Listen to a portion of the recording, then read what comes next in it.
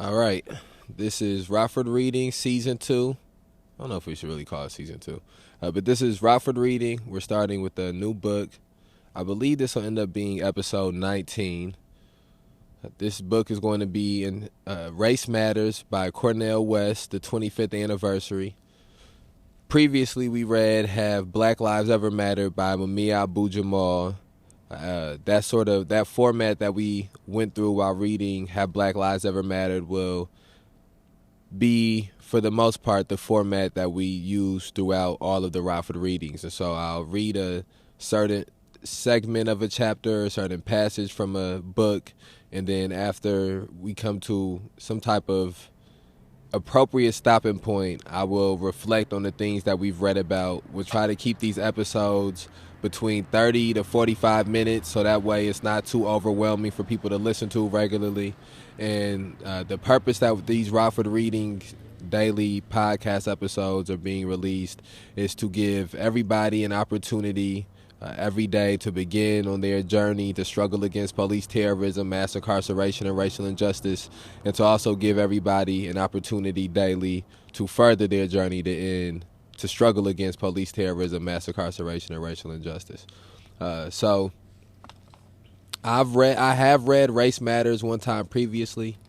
I'm going through and just trying to pick out books that will be the best sort of size, the best size for the Rockford readings. I want to read something that we won't be able to get through all the way. All right, so let's begin. Preface 2001, Democracy Matters and Race Matters. And I want to make sure I can see this mic. Make sure this mic don't have we don't have no tweaks on the mics. All right. Democracy Matters. Yeah, I got you. One second.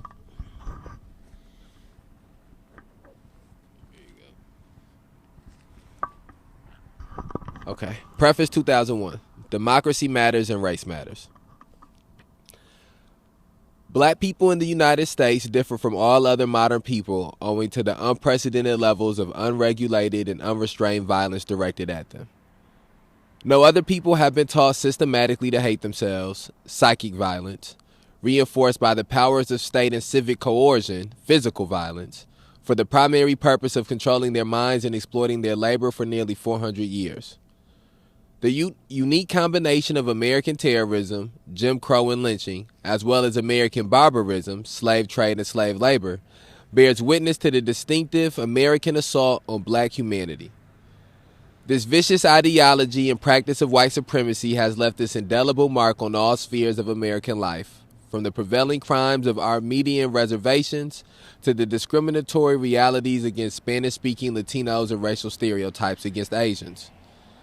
Yet the fundamental litmus test for American democracy, its economy, government, criminal justice system, education, mass media, and culture remains how broad and intense are the arbitrary powers used and deployed against black people. In this sense, the problem of the 21st century remains the problem of the color line. The basic aim of a democratic regime is to curb the use of arbitrary powers, especially of government and economic institutions, against the citizens. Based on this uncontroversial criterion, the history of American democracy in regard to black people from 1776 to 1965 was a colossal failure. This also holds for red, brown, and yellow people. For one generation, 35 years, we have embarked on a multiracial democracy with significant breakthroughs and glaring silences. Let me flip this page.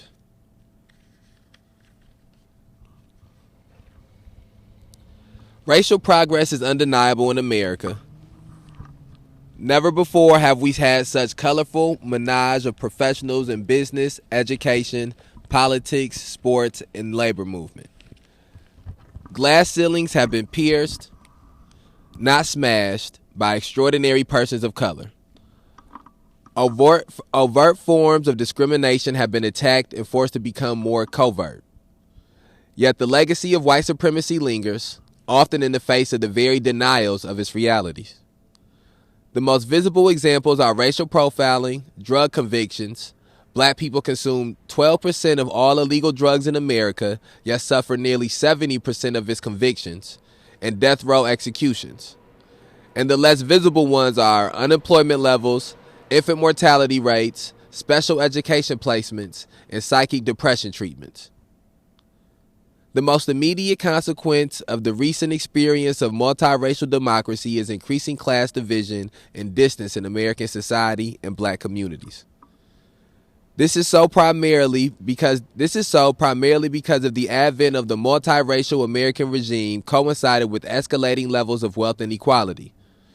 The new inclusion of people of color within the professional slices of American society contrasts alongside the expansion of unaccountable corporate power in the economy and government and the unleashing of arbitrary police power in poor communities of color, especially black, brown, and red.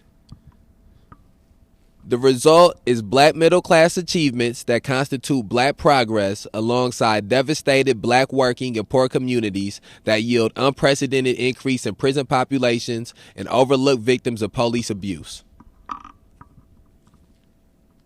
1 second, my fault. Oh, shit. Damn, my fault, y'all. Hold on. My hand warmers done failed. I gotta pick my hand warmers up. Starting to get chilly out here. Okay. My fault. I know this probably having some bad feedback on the mic. I gotta make sure my hands don't freeze. I'm trying to dig in my pocket, see if the hand warmer's ready. Okay. All right. Okay. Where we at? Decrepit schools, inadequate health care, unavailable child care, and too few jobs with a living wage set the stage for this social misery. Democracy matters and race matters because class and gender matter in American society and black life. Wealth inequality, the top 1% have wealth equivalent to the bottom 95%, or 48% of the financial net wealth in the country, tips the balance against fair opportunity in education, employment, and other crucial life chances. Corporate power, with its plutocratic, patriarchal, and pigmentocratic realities, lessens the abilities of citizens and workers to have a meaningful voice in shaping their destiny. Police power, disproportionately used against poor communities of color, requires just and fair regulation if it is not to be viewed as illegitimate and arbitrary. The major culprit of democratic possibilities here and abroad is the ever-expanding market culture that puts everything and everyone up for sale. The expansion of corporate power is driven by this pervasive commercialization and commodification for two basic reasons. First, market activities of buying and selling, advertising and promoting weaken non-market activities of caring and sharing, nurturing and connecting.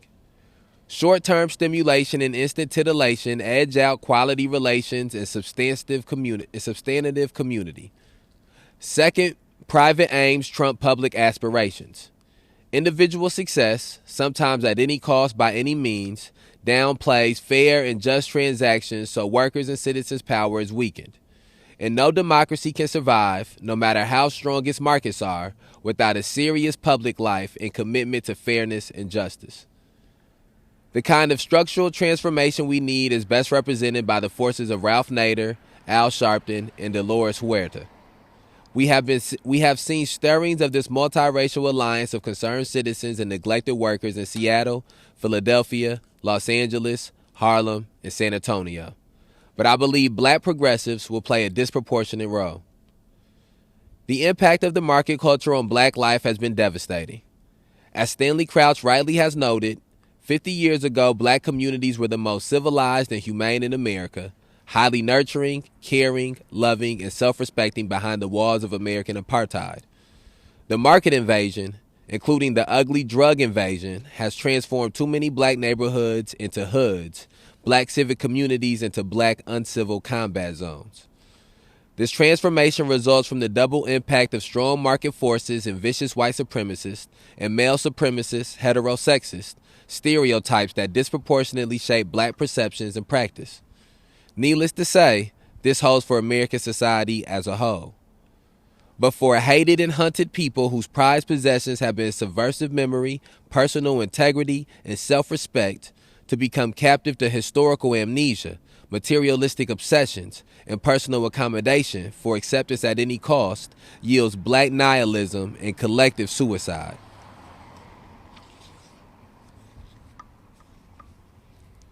The major tragedy of black America in the past decade or so was the low quality of black leadership and the relative inattention to the deep crisis of black youth. To put it bluntly, we simply do not have enough black leaders who love and respect black people enough to tell them the truth and trust them with the truth. We have too many black leaders who give in too quickly and sell out too easily. And like Wednesday night at the Apollo Theater, most black folk know who is for real, committed, and serious, and who is not. But too often, the choice for high-quality leadership is limited, and we find ourselves between a rock and a hard place. This is especially so in regard to black youth. With roughly 40% of black children living in poverty and almost 10% of all black young adult men in prison, we face a crisis of enormous proportions. Yet this crisis is not even a blip on the national radar screen of American politics. This is a shame and a disgrace, and black leaders must bear some of the responsibility. How can black youth respect black leaders when their plight and predicament is so flagrantly ignored by the mainstream, a mainstream that black leaders speak to and influence? With few exceptions, Al Sharpton, Marion Wright Edelman, the Black Radical Congress, the NAACP's Act So programs for young people, and a few others, black leadership tends to downplay the black youth realities at the expense of black professional advancement. Again, this priority is an issue of class and gender in black America, and it is now coming back to haunt black leaders.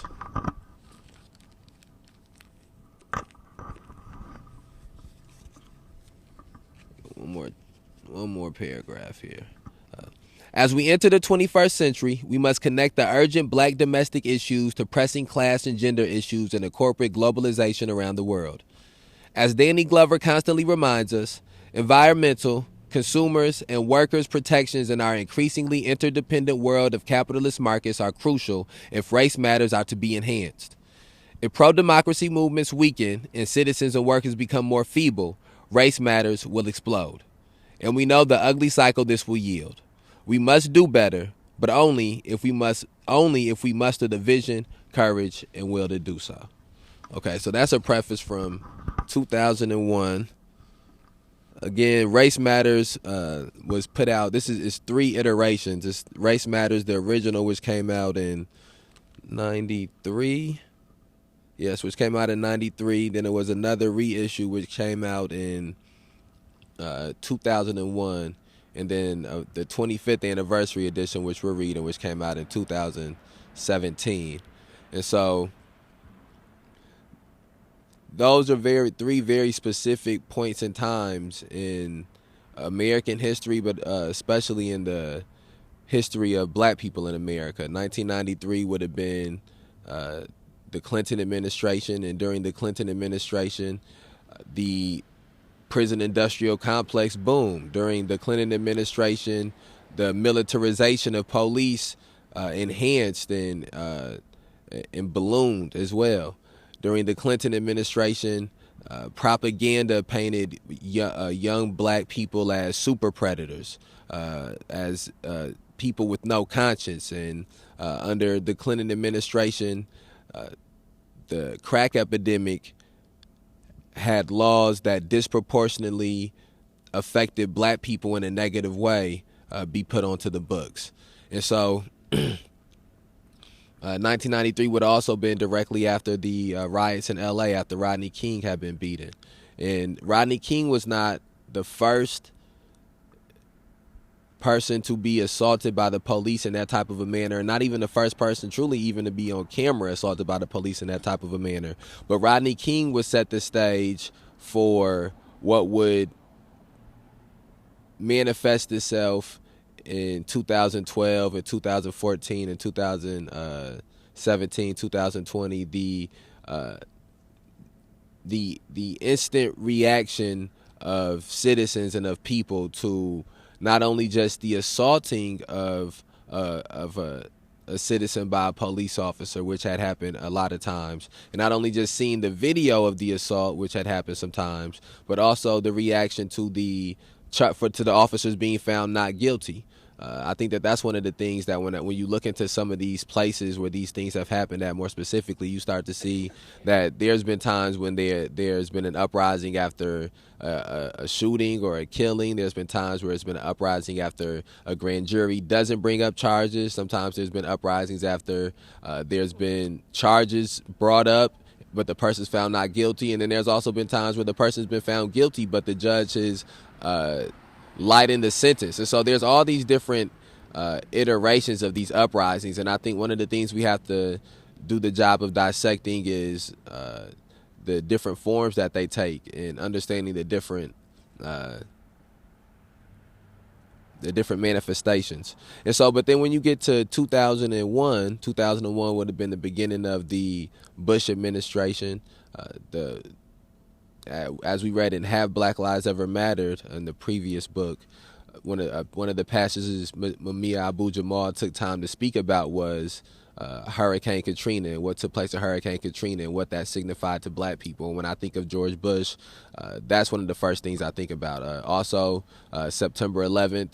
I'm not sure if when this book came out, September 11th had occurred, but September 11th would occur, and the use of surveillance, will become extreme upon American citizens. And even though this was something that would be propagandized as being anti-terror, we know that surveillance and that disproportionate amount of force was going to be used against people of color. And so then when you get to 2017 would have been the beginning of the Trump administration, which would have been post-Obama. Obama was hailed to the black community as signifying that the issue of color had been resolved, that we lived in a colorblind society and that race no longer mattered. And we seen shortly after, or within the Obama administration, that Trayvon Martin could not escape being black just because there was a black man sitting in office as president, that Michael Brown could not escape being black, that these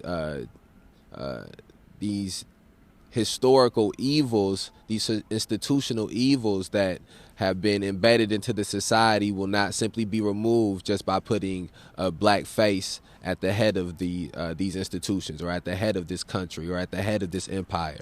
It's going to take a destruction and creation of more equitable and humane and empathetic and understanding institutions and organizations for us to get to that place, and for us to have a new generation of people with that type of a mindset as well.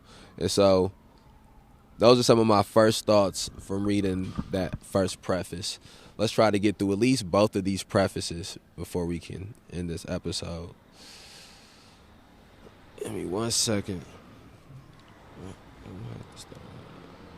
All right.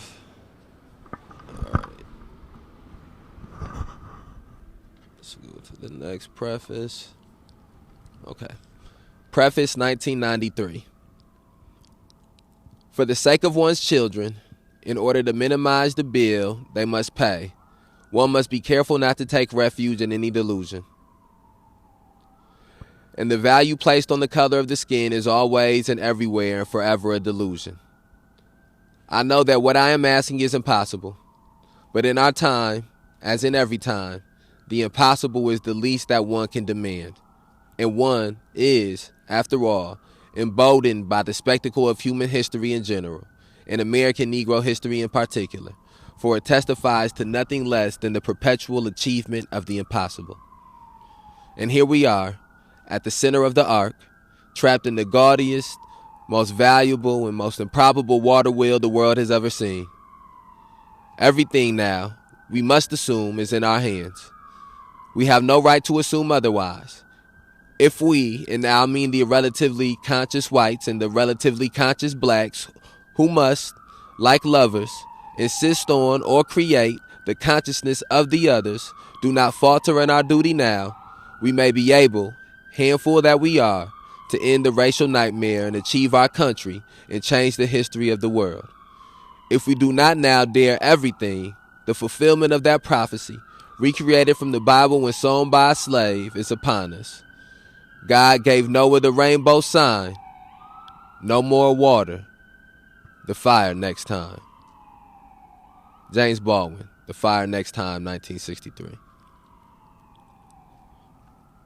This past September, my wife, Alini, and I made our bi-weekly trek to New York City from Princeton. I was in good spirits. My morning lecture on the first half of Plato's Republic in my European Cultural Studies course had gone well, and my afternoon lecture on W.B. Du Bois' The Souls of Black Folk in my African American Cultural Studies course had left me exhausted yet exhilarated. Plato's powerful symbolism of Socrates' descent to the great port of Piraeus, the multicultural center of Greek trade and commerce, and the stronghold of Athenian democracy still rang in my ears. And Du Bois' prescient pronouncement, quote, "The problem of the 20th century is the problem of the color line," end quote, haunted me. In a mysterious way, this classic twosome posed the fundamental challenges to my basic aim in life: to speak the truth to power with love so that the quality of everyday life for ordinary people is enhanced.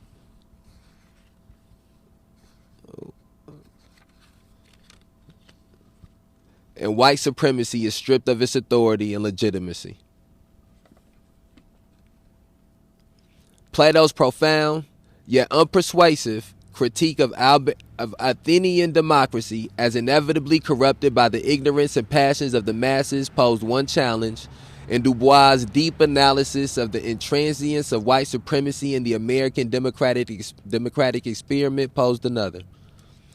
As we approached Manhattan, my temperature rose, as it always does when I'm in a hurry near the Lincoln Tunnel.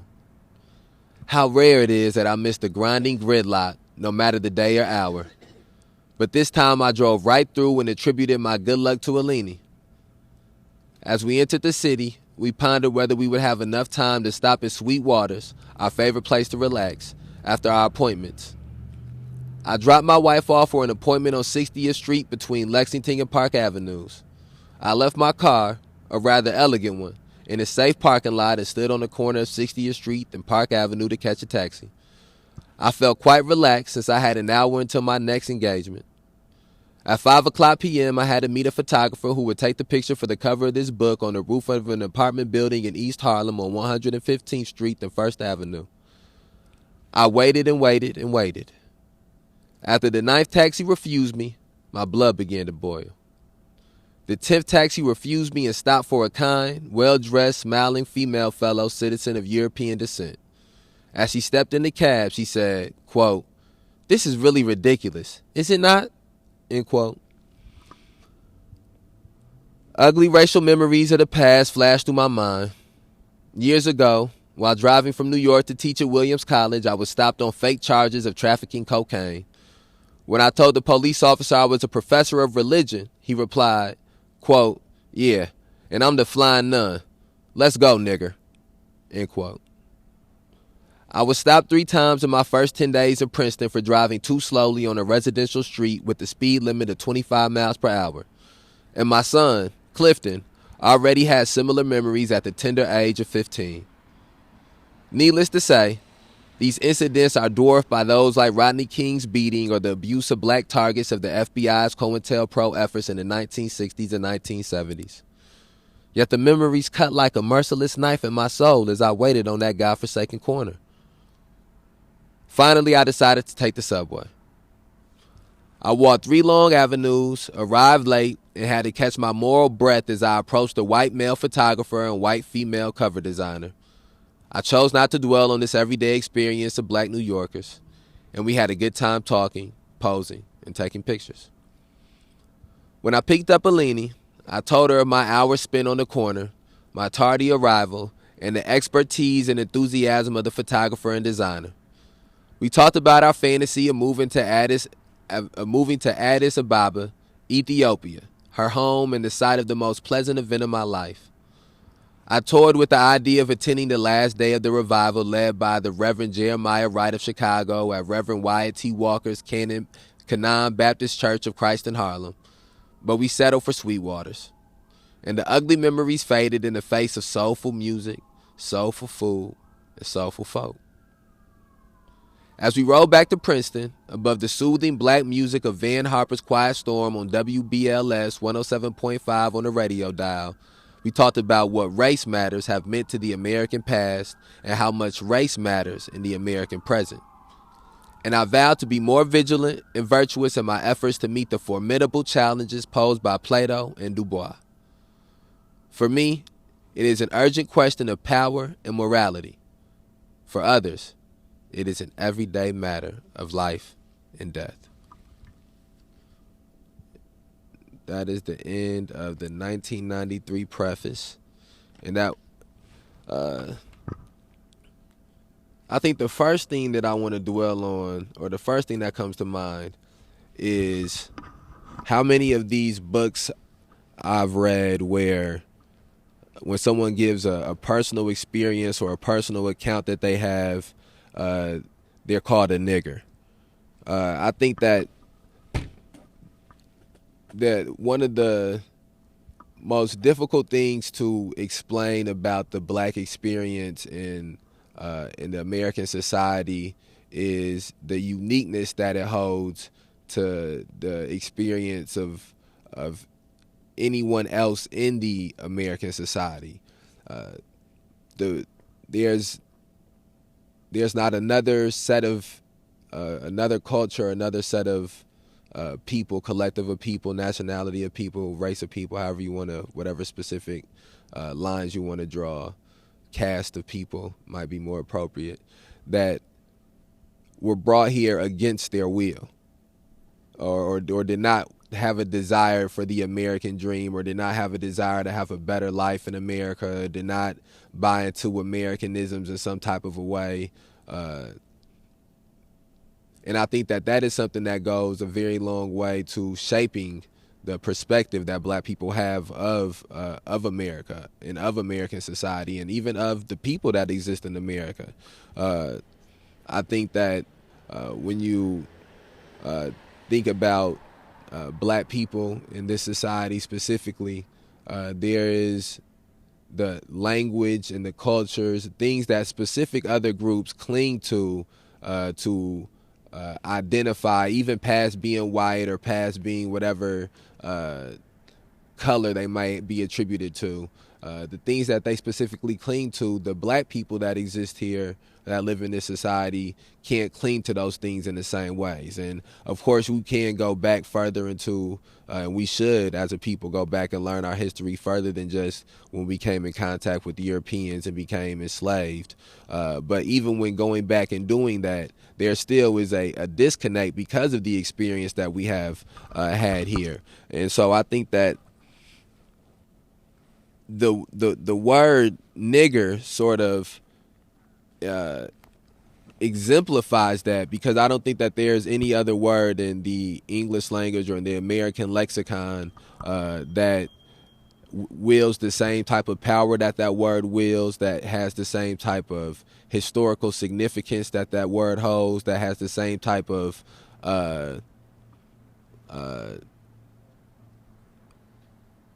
gravity that word has. And so I think that's one of the things that stands out to me, and how early on black people are introduced to that word, and how early on black people, I think that one of the things that people don't understand either is how early on black children or teenagers have that word used against them in a weaponized manner, and that one of the things that limits the blow that word being used for the first time on them in a weaponized manner, one of the things that limits it from having that same type of blow is the way that black people have, especially younger black people, younger generations of black people, have adopted that word and have taken that word as a term of endearment, and have de-weaponized that word in some sets of context. And again, I don't want to have a podcast about the word nigga, But I think that still is something that stands out to me as I read through all of those things. I think one of the other things that stands out to me is the constant specter of anger that exists when you are a black person in this society. When there's not a single thing that there's not a single 24-hour period that you can go through and just go through a full day without having reminders that you are black, without having specific things happen that you are forced to wonder if they happen strictly because of the color of your skin, because of the type of society that we are set up in. And there's no way for us to stop every cab. It was no way for Cornel West to interview every person who drove a cab by and ask if they didn't stop because he was black. But he understood that because he was black and they did not stop, that psychologically it was inevitable for him to have to internalize that and to have the feeling that this happened because he was black. Even to the point where somebody else who was there witnessing it, the white woman, spoke the same thing and said the same thing. And I think that that's something that people don't understand how often it happens. And he's speaking about trying to catch a cab as a black New Yorker. But no matter what city you go to or what county or area you go to, there will be a different type of reality that exists specifically for the black people in that area. And it is a second-class reality. It's a segregated reality. It's a reality that is not equal. It's a reality that is not equitable. And so I think that that's one of the main things that I will point out from there. And so I think that together, the preface from 1993, the preface from 2001. Yeah, hold on one second.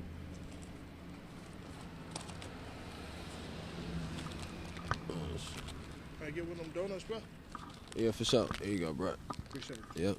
Yep. I think that that's the main things that we take away from both of those prefaces. I think one of the other similarities that I would draw to have Black Lives Ever Mattered is, damn, I had it. I think I done lost it. I was thinking.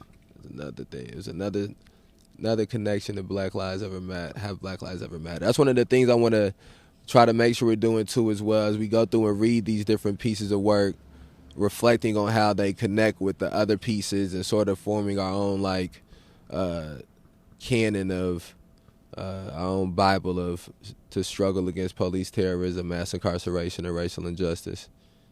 Terry won't like me calling it a Bible.